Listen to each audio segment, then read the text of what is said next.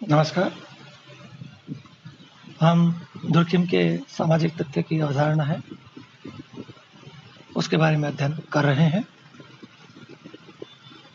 आज इसमें जो बिंदु है वो है सामाजिक तथ्यों के अवलोकन के नियम। इसमें हम देखेंगे कि सामाजिक तथ्यों के अवलोकन के या अध्ययन के कौन-कौन से नियम हैं जो दुर्खिम ने बताए।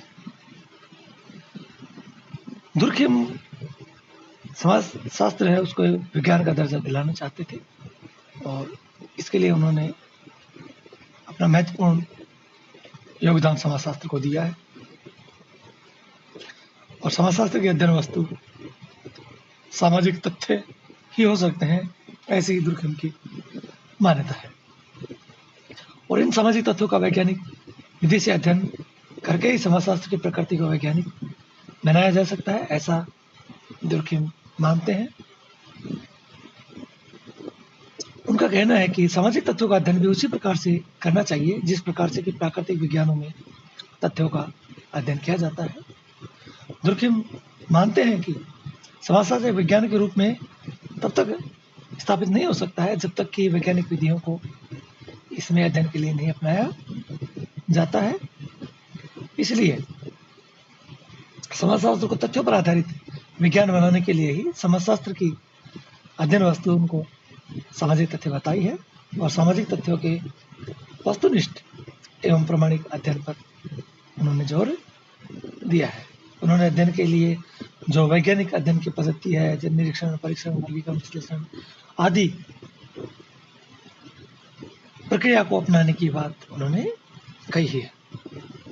दुर्खिम ने कहा है कि प्राकृतिक विज्ञानों जैसा बनाने के लिए समाजशास्त्र के अध्ययन वस्तु है वो सामाजिक तथ्य है, उसको मानना चाहिए और सामाजिक तथ्यों को वस्तु मानते हुए अध्ययन करना चाहिए। अगर हम ऐसा करेंगे तो समाजशास्त्र है वह विज्ञान का दर्जा प्राप्त कर लेगा, विज्ञान की श्रेणी में आ जाएगा। तो दुर्खिम ने सामाजिक तथ्यों का अवलोकन के जो नियम बताए हैं उनका हम एक एक करके अध्ययन करते हैं।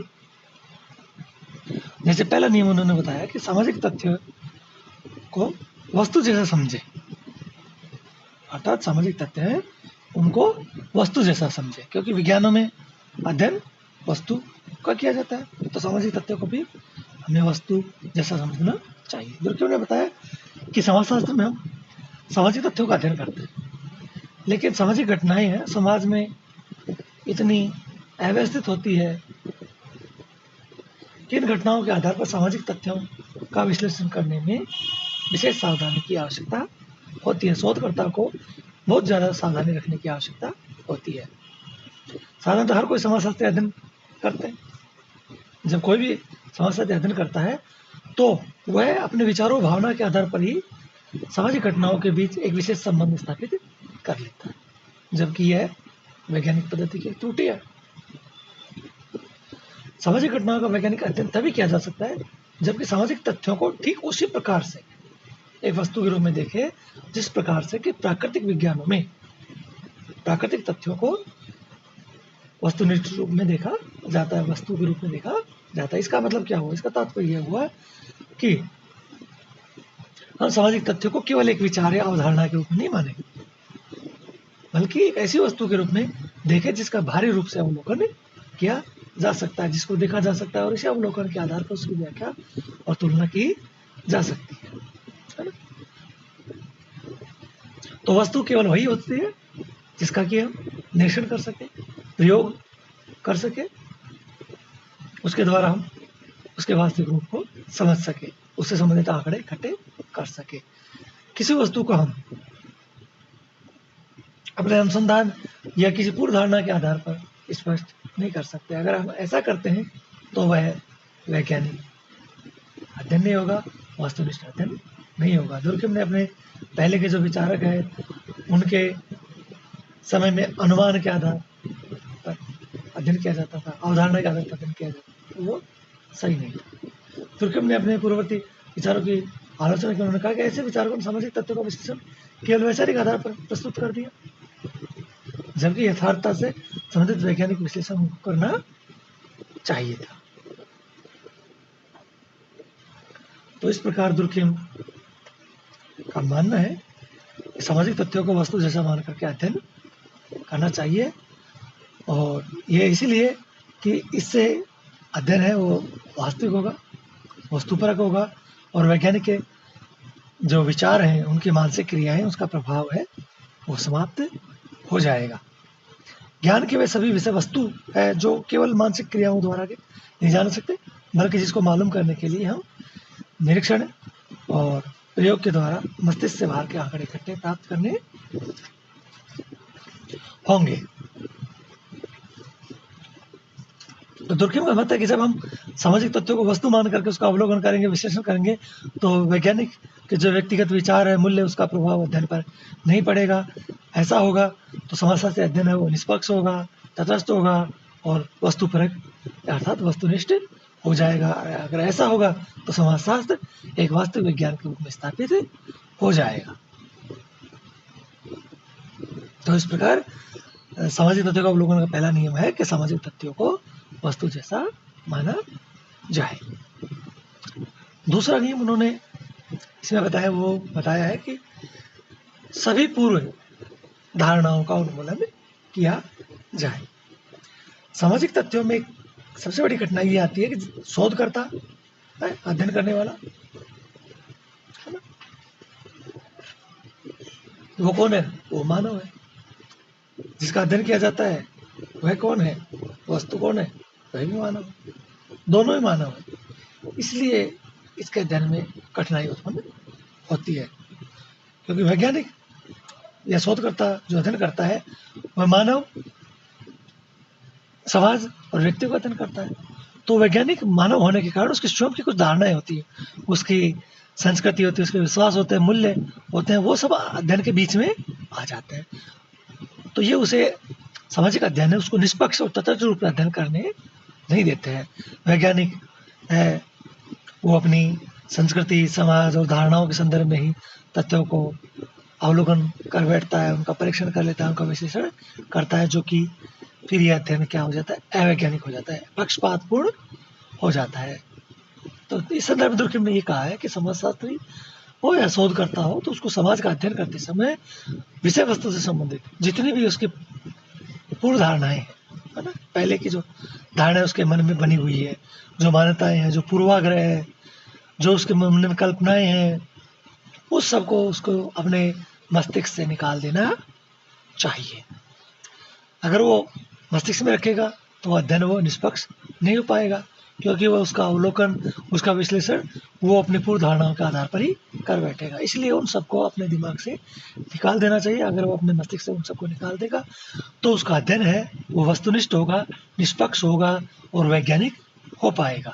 तो अवलोकन करते समय वैज्ञानिक है या शोध करता है, उसको अपने विचार, धर्म, नैतिकता आदि संबंधित जो भी उसकी पूर्व धारणाएं हैं, जो विचार है, उन सब से उनको अलग रह करके, तटस्थ रह करके अध्ययन करना चाहिए। ये बात उन्होंने कही है। तो यह दुर्कहेम का जो दूसरा अवलोकन का नियम है वो है कि सभी पूर्व धारणाओं का उन्मूलन किया जाए। तीसरा जो नियम बताया उसमें ये बताया कि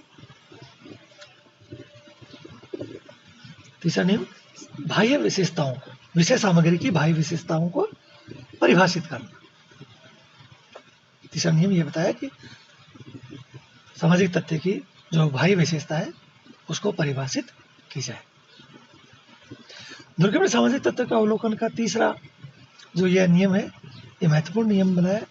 उन्होंने कहा है कि समाजशास्त्री जिस भी तथ्य सामग्री का अवलोकन करना चाहता है, जिसका अध्ययन करना चाहता है, तो उसकी एक स्पष्ट, है ना, सुनिश्चित और सीमित परिभाषा देनी चाहिए, ताकि वस्तुपरक और वैज्ञानिक अवलोकन उसका शोधकर्ता कर पाए।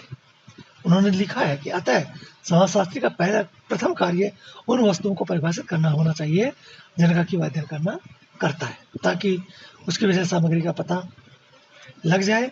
वह सभी प्रमाणों और पुनर्परीक्षाओं की सर्वप्रथम और सर्वाधिक अपरिहार्य दशा उन्होंने बताई। उनका कहना है कि समाजशास्त्री अपने अध्ययन की सामग्री जैसे सामाजिक तथ्य हैं, वस्तुओं आदि की स्पष्ट परिभाषा दे जो कि उसके शोध कार्य से संबंधित है, जिसका कि वह अवलोकन करना चाहता है, जिसका अध्ययन करना चाहता है, जिसके बारे में वह शोध कार्य कर रहा है। उनका कहना है कि वैज्ञानिक परिभाषा देते समय उसकी भारी विशेषताएं, जो तथ्य हैं, जो विशेष सामग्री है, उसकी भारी विशेषताओं उस पर ज़्यादा ध्यान देना चाहिए। उन विशेषताओं का उन्होंने स्पष्ट उल्लेख करना चाहिए जिनको कि देखा जा सके, जिनको परखा जा सके, जिनको जांचा जा सके।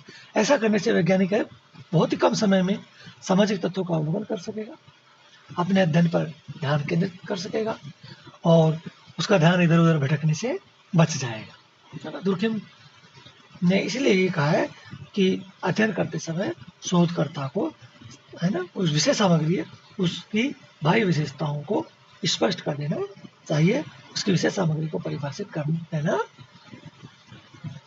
चाहिए।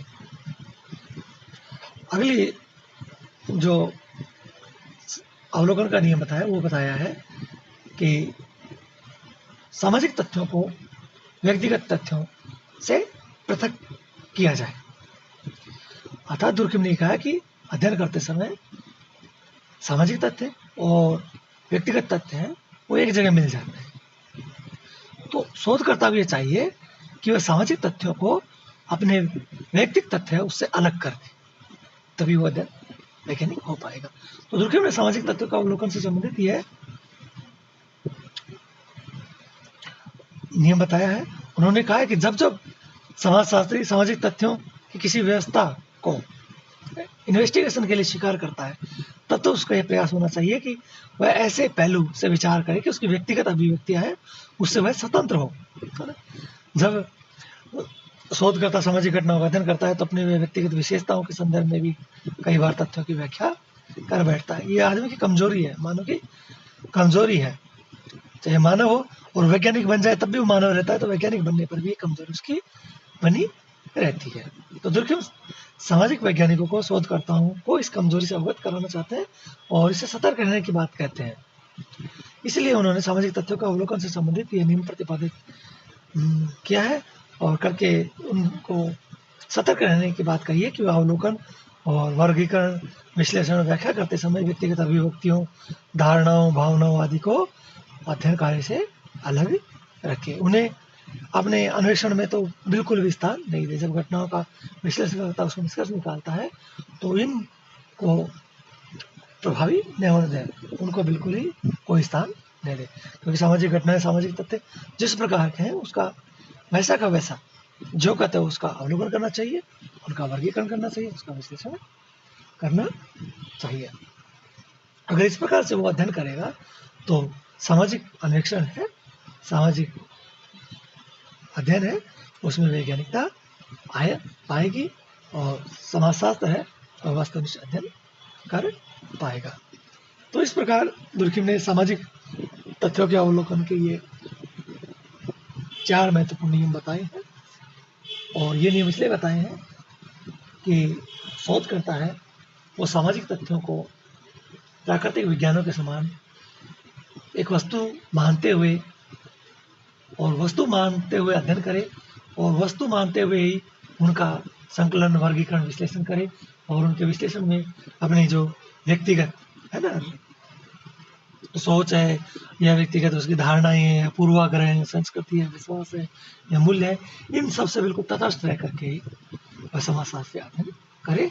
तो अगर ऐसा करता है तो अध्ययन है तो है वस्तुनिष्ठ हो जाएगा, उसमें वैज्ञानिकता बनी रहेगी और समाजशास्त्र भी है ना वैज्ञानिकता मजबूत हो। धन्यवाद।